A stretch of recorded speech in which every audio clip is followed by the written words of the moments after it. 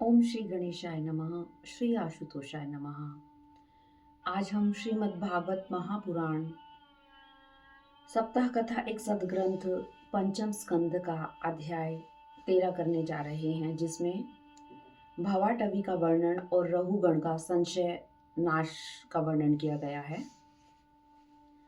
जड़ भरत ने कहा, राजन, यह जीव समूह सुख रूप धन में आसक्त देश देशांतर में घूम फिर कर व्यापारियों के दल के समान है। इसे माया ने दुस्तर प्रवृत्ति मार्ग पर लगा दिया है, अतः इसकी दृष्टि सात्विक, राजस, तामस भेद से नाना प्रकार के कर्मों पर ही रहती है। उन कर्मों में भटकता भटकता यह संसार रूप संसार जंगल में पहुंच जाता है। वहां उसे तनिक भी शांति नहीं मिलती। उस जंगल में 6 डाकू हैं। वणिक समाज के नायक के नेतृत्व में जब वह यहाँ पहुंचता है, तब ये लुटेरे उसके धन को बलात् लूट लेते हैं। इसके साथ रहने वाले गीदड़ ही इसे असावधान देखकर इसके धन इधर उधर खींचने लगते हैं। कभी शीत घाम आंधी वर्षा से अपनी रक्षा करने में असमर्थ हो जाता है, तो कभी आपस में थोड़ा बहुत व्यापार करता है, तो धन के लोभ से दूसरों को धोखा देकर उनसे वैर ठान लेता है। कभी कभी उस संसार वन में इसका धन नष्ट हो जाता है, तो इसके पास शैया आसन रहने के लिए स्थान, सैर सपाटे के लिए सवारी आदि भी नहीं रहते। तब दूसरों से याचना करता है। मांगने पर जब दूसरों से अभिलषित वस्तु नहीं मिलती, तब पराई वस्तु पर अनुचित दृष्टि रखने के कारण इसे बड़ा तिरस्कार सहना पड़ता है। जिन्होंने बड़े बड़े दिक्पालों को जीत लिया है, वे धीर वीर पुरुष भी पृथ्वी में यह मेरी है ऐसा भी मान करके आपस में वैर ठान कर संग्राम भूमि में जूझने लगते हैं। तो भी उन्हें भगवान विष्णु का वह अविनाशी पद नहीं मिलता जो परम हंसों को प्राप्त होता है।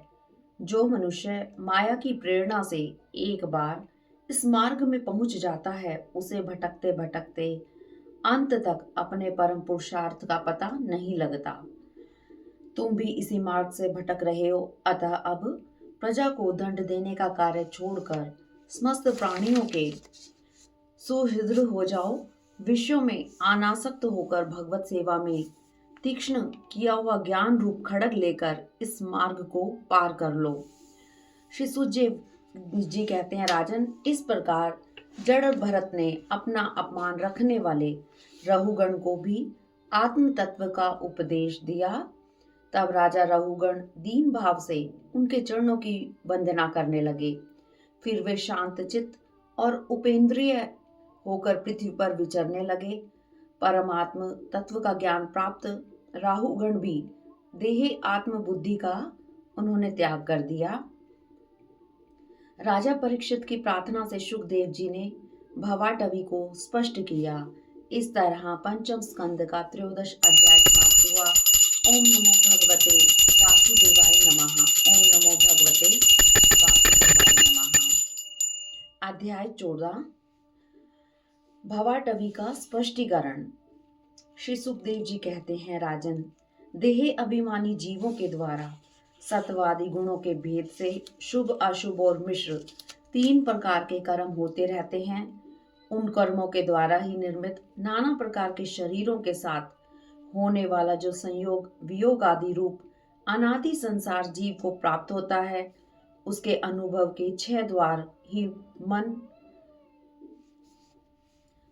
उसके अनुभव के 6 द्वार हैं, मन और 5 ज्ञान इंद्रियां। उनसे विवश होकर यह जीव समुद्र मार्ग भूलकर भयंकर वन में भटकते हुए धन के लोभी बंजारों के समान परम समर्थ भगवान विष्णु के आश्रित रहने वाली माया की प्रेरणा से बीहड़ वन के सुगम दुर्गम मार्ग में पड़कर संसार वन में जा पहुंचता है।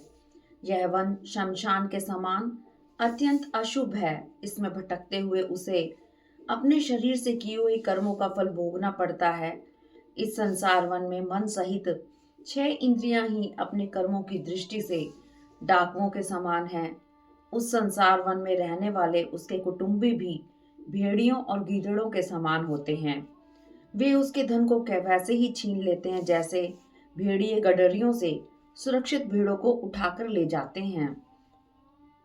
उस गृहस्थ आश्रम में आसक्त व्यक्ति कर्मों से कलुषित हुए अपने चित्त से दृष्टि दोष के कारण गंधर्व नगर के समान असत इस मृत्यलोक को ही सत्य समझने लगता है।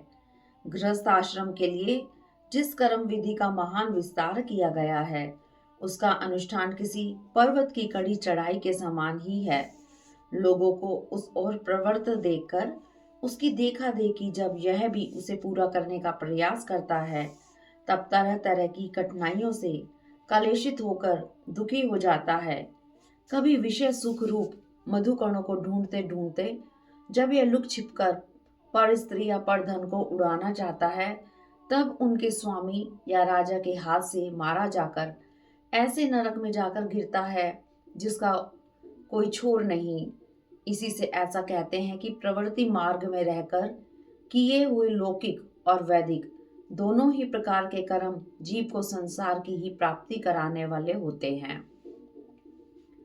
किसी समय देव माया रूपिणी स्त्री के बाहुपाश में पड़कर विवेकहीन हो जाता है, उसी के लिए विहार भवन आदि बनवाने की चिंता में ग्रस्त रहता है और उसी के आश्रित रहने वाले पुत्र और पुत्री और अन्य अन्य स्त्रियों के मीठे मीठे बोल चितवन और चेष्टाओं में आसक्त होकर उन्हीं में चित फंस जाने से वह इंद्रियों का दास अपार अंधकार में नरकों में गिरता है।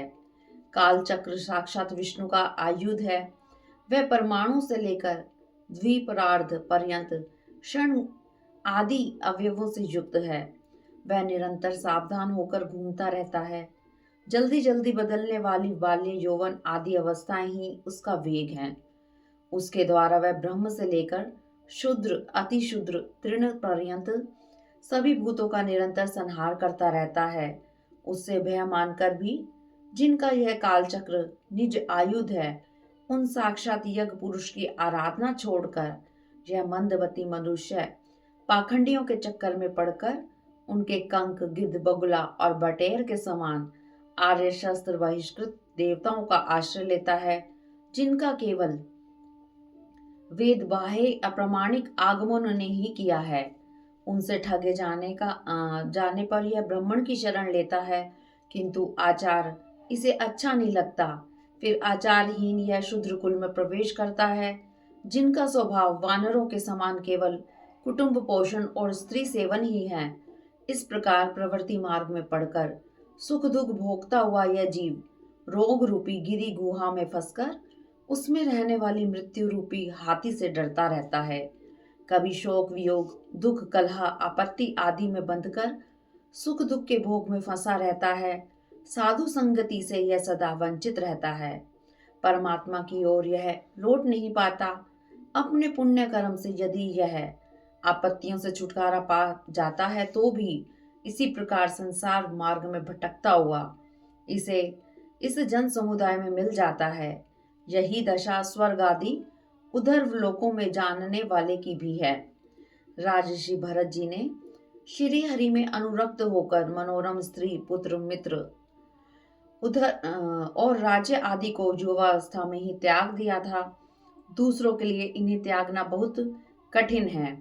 उन्होंने मृग शरीर त्याग के समय उस स्वर से कहा था, धर्मपति योग गम्य सांख्य के प्रतिपाद्य यज्ञ मूर्ति श्री हरि को नमस्कार है। इस तरह पंचम स्कंद का चतुर्दश अध्याय समाप्त हुआ। ओम नमो भगवते वासुदेवाय नमः। ओम नमो भगवते वासुदेवाय नमः।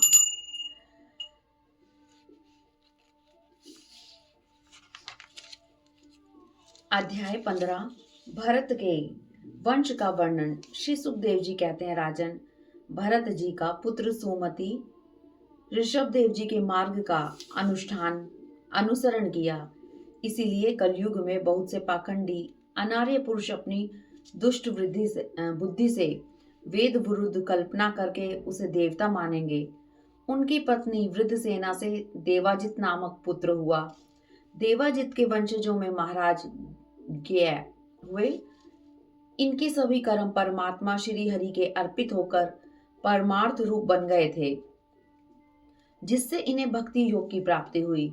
तब निरंतर भगवत चिंतन करके उन्होंने अपना चित्त शुद्ध किया और देह आदि अनात्म वस्तुओं से अहम भाव हटाकर वे अपने आत्मा के ब्रह्म रूप अनुभव करने लगे। यह सब होने पर भी वे निरअभिमान होकर पृथ्वी का पालन करते रहे।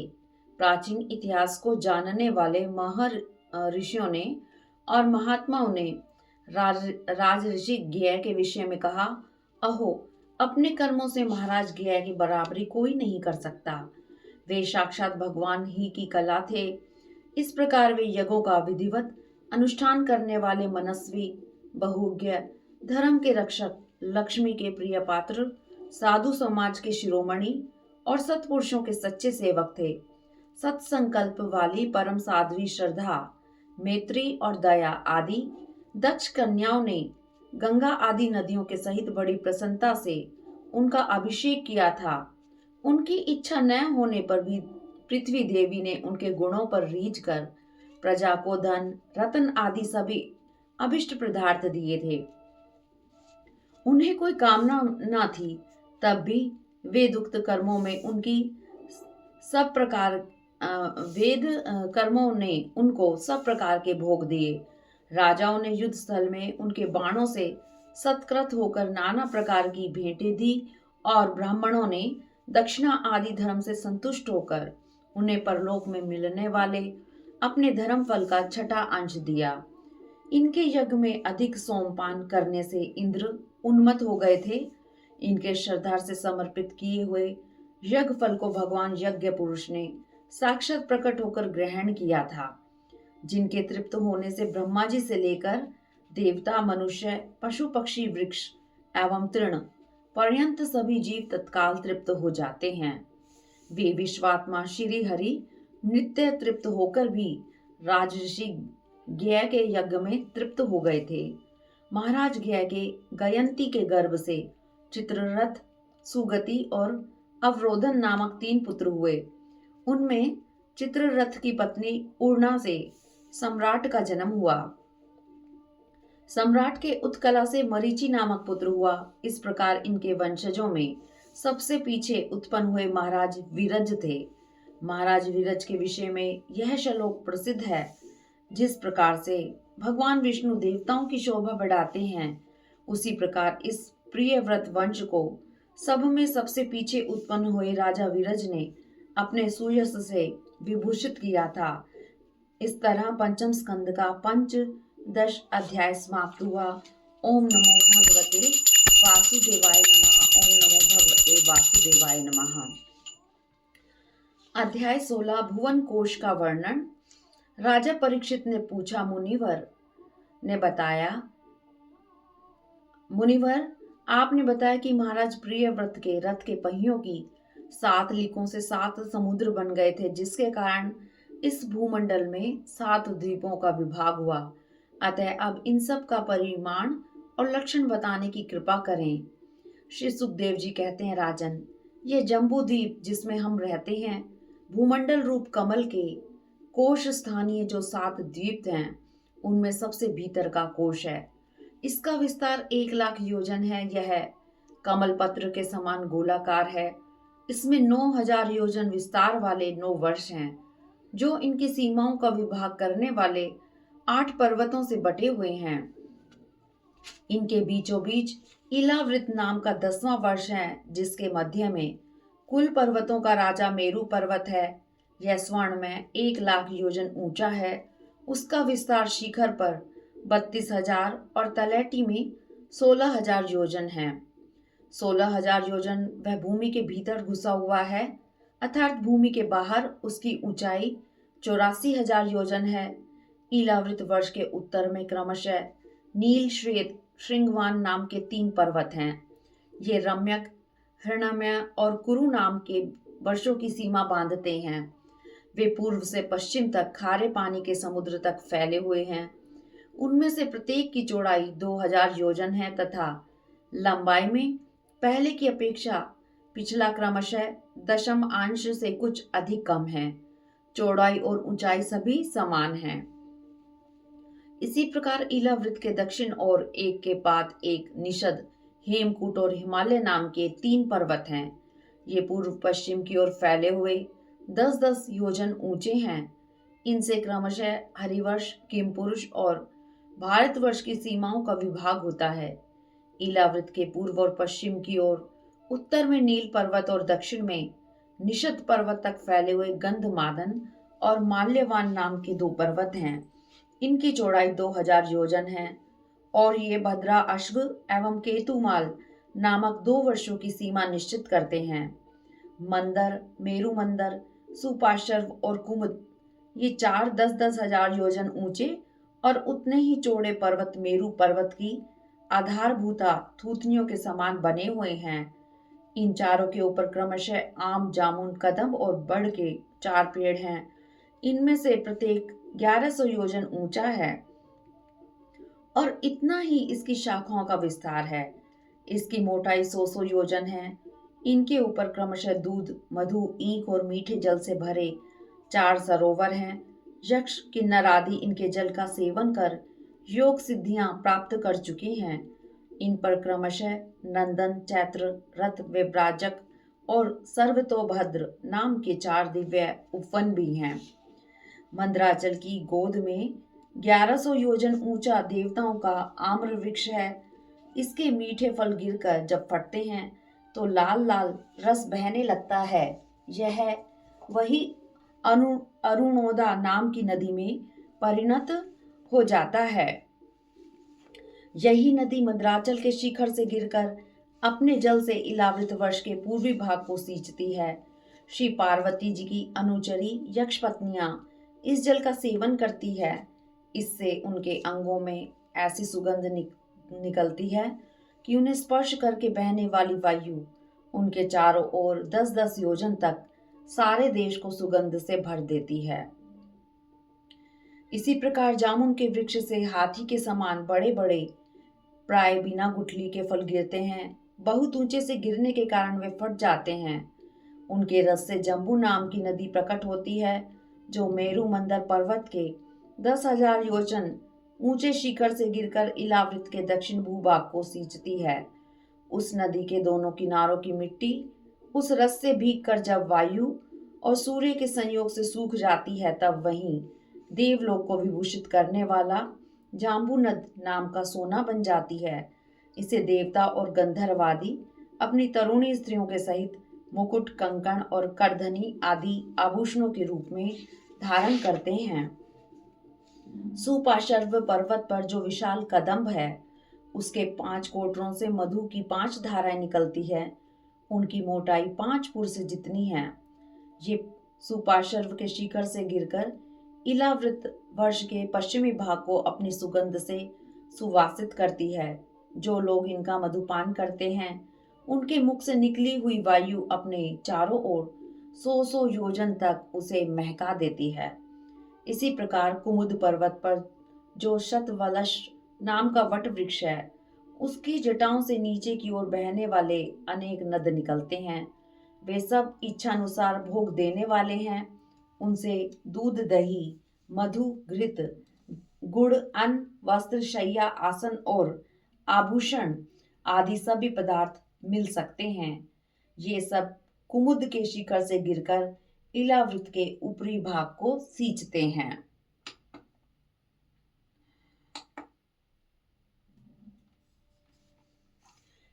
इनके दिए हुए पदार्थों का उपभोग करने से वहां की प्रजा की त्वचा में झुर्रियां पड़ जाना, बाल पक जाना, थकान होना, शरीर में पसीना आना तथा दुर्गंध निकलना, बुढ़ापा, रोग, मृत्यु, सर्दी गर्मी की पीड़ा, शरीर का कांतिहीन हो जाना तथा अंगों का टूटना आदि कष्ट कभी नहीं सताते और उन्हें जीवन पर्यंत पूरा पूरा सुख प्राप्त होता है।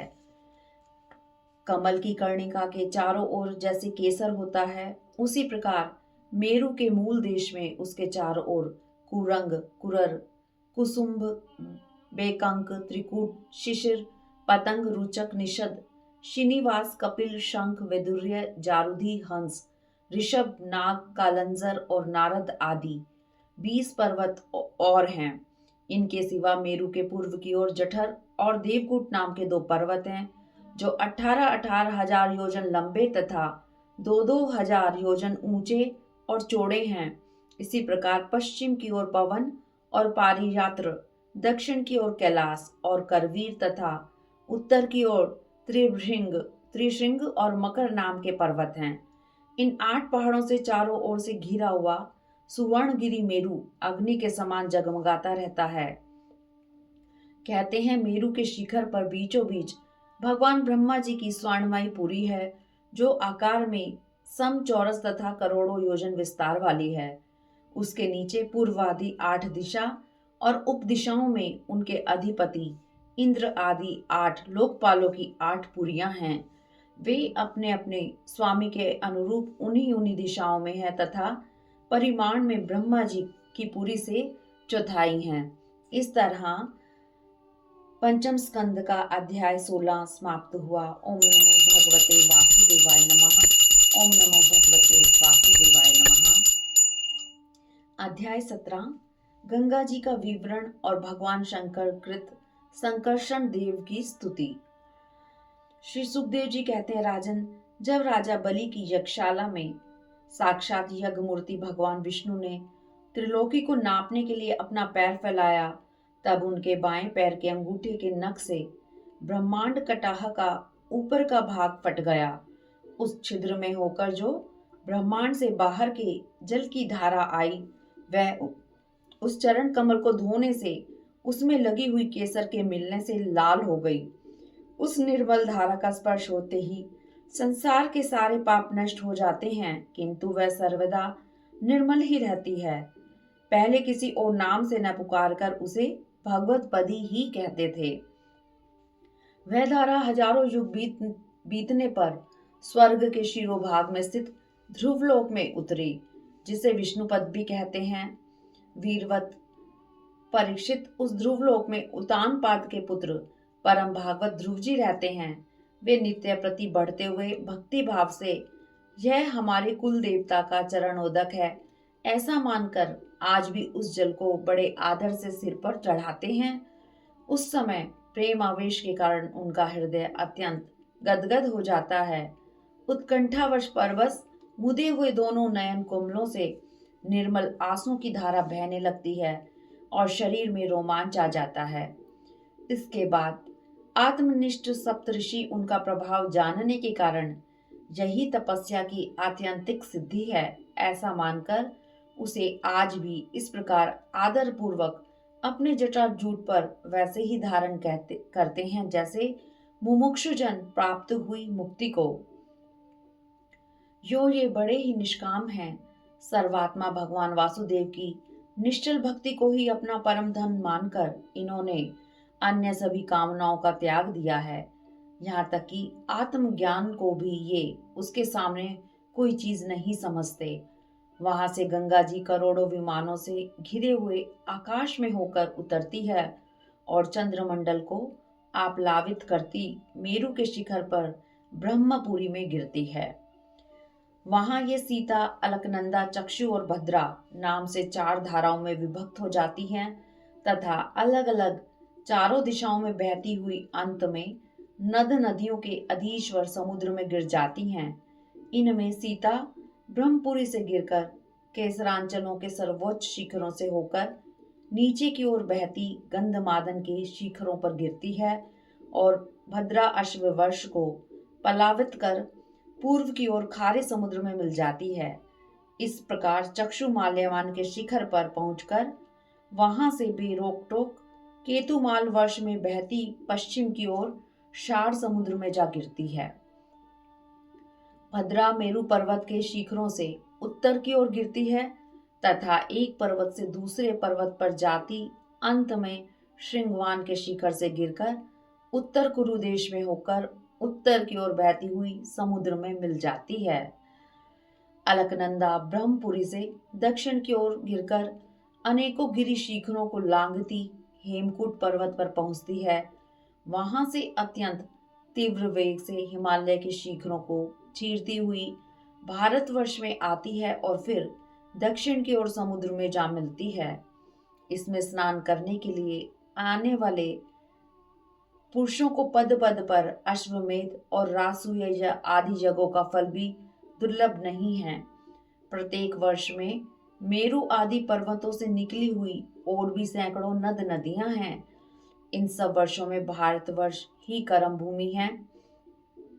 शेष 8 वर्ष तो स्वर्गवासी पुरुषों के स्वर्ग भोग से बचे हुए पुण्यों को भोगने के स्थान हैं, इसलिए इन्हें भूलोक के स्वर्ग भी कहते हैं। वहां के देवतुल्य मनुष्यों की मानवीय गणना के अनुसार 10,000 वर्ष की आयु होती है। उनमें 10,000 हाथियों का बल होता है तथा उनके व्रज सदृश सुदृढ़ शरीर में जो शक्ति, यौवन और उल्लास होते हैं, उसके कारण वे बहुत समय तक मैथुन आदि विषय भोग भोगते रहते हैं। अंत में जब भोग समाप्त होने पर उनकी आयु का केवल 1 वर्ष रह जाता है, तब उनकी स्त्रियां गर्भ धारण करती हैं। इस प्रकार वहां सर्वदा त्रेता युग के समान समय बना रहता है। वहां ऐसे आश्रम, भवन और वर्ष, पर्वतों की घाटियां हैं जिनके सुंदर वन, उपवन, सभी ऋतुओं के फूलों के गुच्छे, फल और नूतन पल्लवों की शोभा के भार से झुकी हुई डालियों और लताओं वाले वृक्षों से सुशोभित हैं। वहां निर्मल जल से भरे हुए ऐसे जलाशय भी हैं जिसमें तरह तरह के नूतन कमल खिले रहते हैं और उन कमलों की सुगंध से प्रमुदित होकर राजहंस, जलमुर्ग, कारंडव, सारस और चकवा आदि पक्षी तरह तरह की बोली बोलते तथा विभिन्न जाति के मतवाले भोरे मधुर मधुर गुंजार करते हैं। इन आश्रमों, भवनों, घाटियों तथा जलाशयों में वहां के देवेश्वर गण परम सुंदरी देवंगनाओं के साथ उनके काम उन्माद सूचक हास विलास और लीला कटाक्षों से मन और नेत्रों को आकृष्ट हो जाने के कारण जल क्रीड़ा आदि नाना प्रकार के खेल करते हुए स्वच्छंद विहार करते हैं तथा उनके प्रधान प्रधान अनुचर गण अनेक प्रकार की सामग्रियों से उनका आदर सत्कार करते रहते हैं। इन नवों वर्षों में परम पुरुष भगवान नारायण वहां के पुरुषों पर अनुग्रह करने के लिए इस समय भी अपनी विभिन्न मूर्तियों में विराजमान रहते हैं। इलावृत वर्ष में एकमात्र भगवान शंकर ही हैं। श्री पार्वती जी के शाप को जानने वाला दूसरा कोई पुरुष वहां प्रवेश नहीं करता, क्योंकि वहां जो जाता है वह स्त्री रूप हो जाता है। इस प्रसंग में हम आगे 9वें स्कंद में इसका वर्णन करेंगे। वहां पार्वती एवं उनकी अरबों खरबों दासियों से सेवित भगवान शंकर, परम पुरुष परमात्मा की वासुदेव, प्रद्युमन, अनिरुद्ध और संकर्षण संज्ञक चतुर्व्यूह मूर्तियों में से अपनी कारण रूपा संकर्षण नाम की तमह प्रधान चौथी मूर्ति का ध्यान स्थित मनोमय विग्रह के रूप में चिंतन करते हैं और इस मंत्र का उच्चारण करते हुए इस प्रकार भगवान की स्तुति करते हैं। भगवान शंकर कहते हैं, ओम, जिनसे सभी गुणों की अभिव्यक्ति होती है, उस अनंत और अव्यक्त मूर्ति ओंकार स्वरूप परम पुरुष श्री भगवान को नमस्कार है। भजनीय प्रभु, आपके चरण कमल भक्तों को आश्रय देने वाले हैं तथा आप स्वयं संपूर्ण ऐश्वर्यों के परम आश्रय हैं। भक्तों के सामने आप अपना भूत भावन स्वरूप पूर्णतः प्रकट कर देते हैं तथा उन्हें संसार बंधन से भी मुक्त कर देते हैं, किंतु अभक्तों को इस बंधन में डालते रहते हैं। आप ही सर्वेश्वर हैं, मैं आपका भजन करता हूँ। प्रभु, हम लोग क्रोध के आवेग को जीत नहीं सकते तथा हमारी दृष्टि तत्काल पाप से लिप्त हो जाती है, परंतु आप तो संसार का नियमन करने के लिए निरंतर साक्षी रूप से उसके सारे व्यापारों को देखते रहते हैं, तथापि हमारी तरफ आपकी दृष्टि पर उन माइक विषयों तथा चित्त की वृत्तियों का नाम मात्र को भी प्रभाव नहीं पड़ता। ऐसी स्थिति में अपने मन को वश में करने की इच्छा वाला कौन पुरुष आपका आदर ना करेगा। आप जिन पुरुषों को मधु, आसव आदि पान के कारण अरुण नयन और मतवाले जान पड़ते हैं, वे माया के वशीभूत होकर ही ऐसा मिथ्या दर्शन करते हैं तथा आपके चरण स्पर्श से ही चित्त चंचल हो जाने के कारण नागपत्नियां लज्जावश आपकी पूजा करने में असमर्थ हो जाती हैं। वेद मंत्र आपको जगत की उत्पत्ति, स्थिति और लय का कारण बताते हैं, परंतु आप स्वयं इन तीनों विकारों से रहित हैं, इसलिए आपको अनंत कहते हैं। आपके सहस्त्र मस्तकों पर यह भूमंडल सरसों के दाने के समान रखा हुआ है। आपको तो यह भी नहीं मालूम होता कि वह कहाँ स्थित है।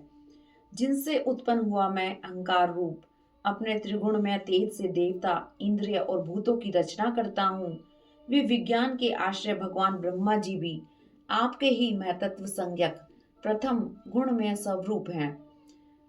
महात्मन, महतत्व, अहंकार, इंद्रिय अभिमानी देवता, इंद्रिय और पंचभूत आदि हम सभी डोरी में बंधे हुए पक्षी के समान आपकी क्रिया शक्ति के वशीभूत रहकर आपकी ही कृपा से इस जगत की रचना करते हैं।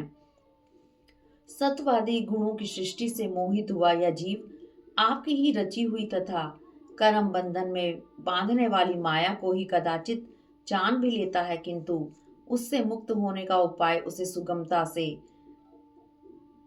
नहीं मालूम होता। इस जगत की उत्पत्ति और प्रलय भी आपके ही रूप हैं। ऐसे आपको मैं बार बार नमस्कार करता हूँ। इसी तरह पंचम स्कंद का 17वां अध्याय समाप्त हुआ। ओम नमो भगवते वासुदेवाय नमः। ओम नमो भगवते वासुदेवाय नमः। ओम नमो भगवते वासुदेवाय नमः। अध्याय 18, भिन्न भिन्न वर्षों का वर्णन। श्री सुखदेव जी कहते हैं, राजन, भद्रा अश्व वर्ष में धर्मपुत्र भद्रा अश्वा और उनके मुख्य मुख्य सेवक भगवान वासुदेव की हयग्रीव संज्ञक धर्ममयी प्रिय मूर्ति को समाधि निष्ठा के द्वारा हृदय में स्थापित कर इस मंत्र को जपते हुए स्तुति करते हैं। चित्त को विशुद्ध करने वाला ओंकार स्वरूप भगवान धर्म को नमस्कार है।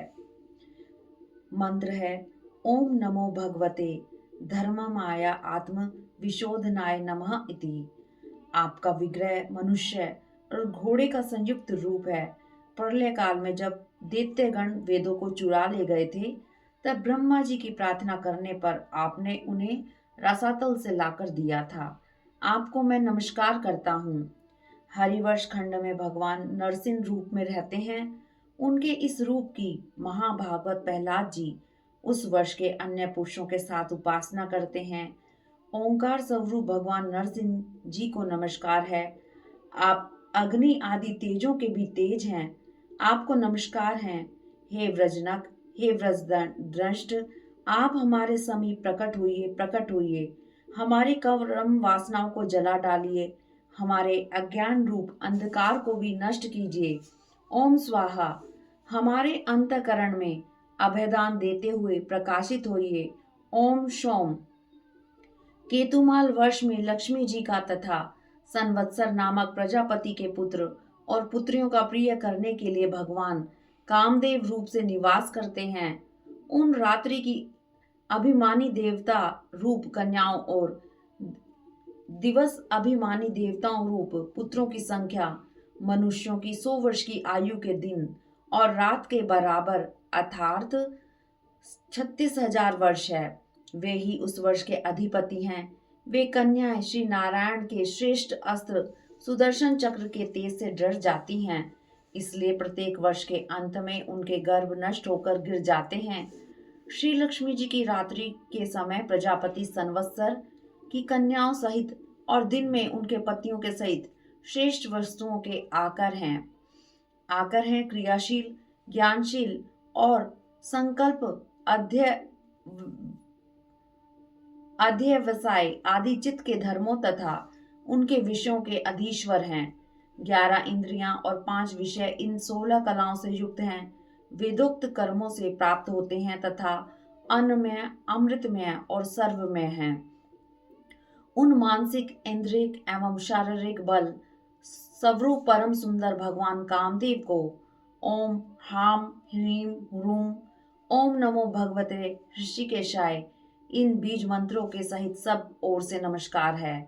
अजित, मुझे पाने के लिए ब्रह्मा और रुद्र आदि समस्त सुर असुरगण घोर तपस्या करते रहते हैं, किंतु आपके चरण कमलों का आश्रय लेने वाले भक्त के सिवा मुझे कोई नहीं पा सकता, क्योंकि मेरा मन तो आप में लगा रहता है। रम्यक वर्ष में भगवान ने वहां के अधिपति मनु को अपना मत्स्य रूप दिखाया था। मनु जी इस मंत्र का जप करते हुए सदा उनकी स्तुति करते हैं। सत्व प्रधान मुख्य प्राण, सूत्र आत्मा तथा मनोबल, इंद्रिय बल और शरीर बल, ओंकार पद के अर्थ सर्वश्रेष्ठ भगवान महामत्स्य को बार बार नमस्कार है। हिरण्मय वर्ष में भगवान कच्छप रूप धारण करते रहते हैं। वहां के निवासियों सहित पितृराज अयरमा कच्छप की इस मंत्र को जपते हुए स्तुति करते हैं, जो संपूर्ण सत्व गुण से युक्त है।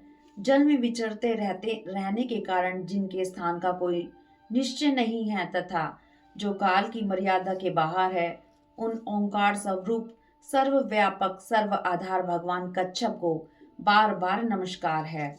उत्तर कुरु वर्ष में भगवान वराह मूर्ति में हैं। वहां के निवासियों सहित पृथ्वी देवी इनकी इस मंत्र से जपती हुई स्तुति करती है, जिनका तत्व मंत्रों से जाना जाता है, जो यज्ञ और क्रतु रूप है तथा बड़े बड़े यज्ञ जिनके अंग हैं, उन ओंकार स्वरूप शुक्ल कर्म में त्रियुग मूर्ति पुरुषोत्तम बरहा को बार बार नमस्कार है। पृथ्वी देवी कहती है, पृथ्वी देवी स्तुति करते हुए अंत में कहती है, हे प्रभु, आप जगत के कारणभूत आदि सुकर हैं। आप हिरण्याक्ष को दलित करके मुझे अपनी दाढ़ों पर रखकर रसातल से प्रलय पयोधि के बाहर निकालते हैं थे। मैं आपको बार बार नमस्कार करती हूँ। इस तरह पंचम स्कंद का 18 अध्याय समाप्त हुआ। ओम नमो भगवते वासुदेवाय नमः। ओम नमो भगवते वासुदेवाय नमः। ओम नमो भगवते वासुदेवाय नमः। ओम नमो भगवते वासुदेवाय। वासुदेवाय हरि वासुदेवाय। ओम नमो भगवते वासुदेवाय। वासुदेवाय हरि वासुदेवाय। वासुदेवाय हरि वासुदेवाय।